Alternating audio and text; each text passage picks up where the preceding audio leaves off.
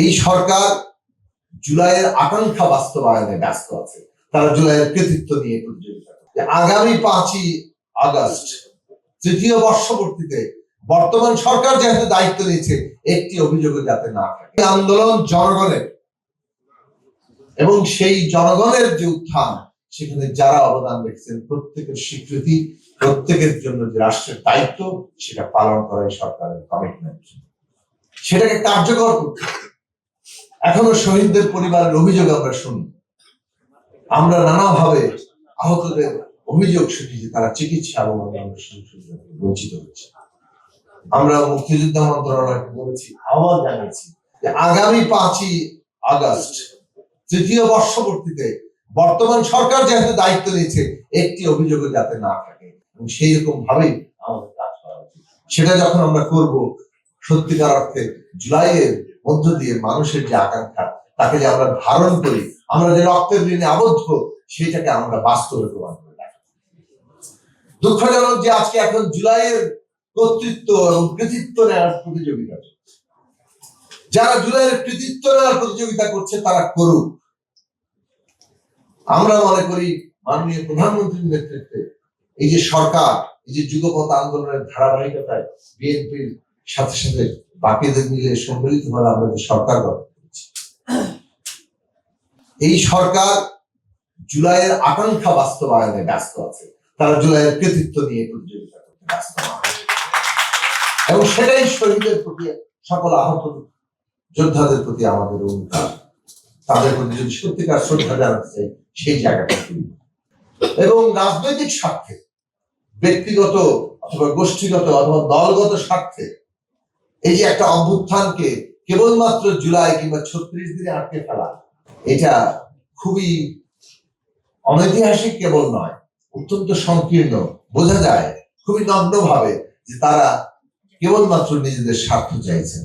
In the heart of the city rises a destination built for greatness. International Convention City, Bosundhara. Life takes a new course. কোনো কিছু আকাশ থেকে পড়ে না। এই ধারাবাহিকতায় যে লড়াই হয়েছে, সেই লড়াই জুলাইয়ের রূপ নিয়েছে। ঠিক এ কারণে আমরা 71 সালকে, এ কারণে আমরা 90 সালকে স্বীকার করি, এ কারণে আমরা আরো পিছনে যাই 52 সালে, অথবা ব্রিটিশ আমলে উপনিবেশের বাদের বিরুদ্ধে লড়াই করছে। হাজার বছরের মানুষের সংগ্রামকে যদি আপনি ধারণ না করেন, আপনার আজকের সংগ্রামের কোনো গুরুত্ব থাকে না। সুতরাং ওই ধারায় যখন ধারণ করবেন, তখন সমাজের ভেতরে আন্দোলন, সংগ্রাম, জন উত্থানের গুরুত্ব এবং সেই সামষ্টিক শক্তি কিভাবে প্রেরণা হিসেবে কাজ করে, কিভাবে পুরো একটা মানুষ জনসমষ্টিকে বদলে দেয়, তাকে নতুন সমাজের জন্য উপযোগী করে তোলে, নতুন স্বপ্নে তাকে শক্তিশালী করে দেয়, সেই জায়গাটা আমরা উপলব্ধি করতে পারবো। আমরা এই সরকার সেই উপলব্ধি করে, সেই রাজনৈতিক বোধোদয়, সেই রাজনৈতিক পরিণত যে একটা মানসিকতা, সেটাই সরকারের আছে। এবং সে কারণেই জুলাইয়ের আকাঙ্ক্ষা বাস্তবায়ন এবং তাকে একটা গণতান্ত্রিক ব্যবস্থায় সকলকে ধারণ করার, অন্তর্ভুক্তিমূলক জায়গায় যাওয়া সরকারের অঙ্গীকার। আমার মনে হয় মন্ত্রী মহোদয়রা আছেন, তারা সরকারের অঙ্গীকার আপনাদের করবে। এখানে আমি আশা করি যে পর্যটন মন্ত্রণালয়ের এবং বেসামরিক বিমান চলাচল মন্ত্রণালয়ের অনেকেই আছেন, সরকারের সাথে যারা যুক্ত আছেন।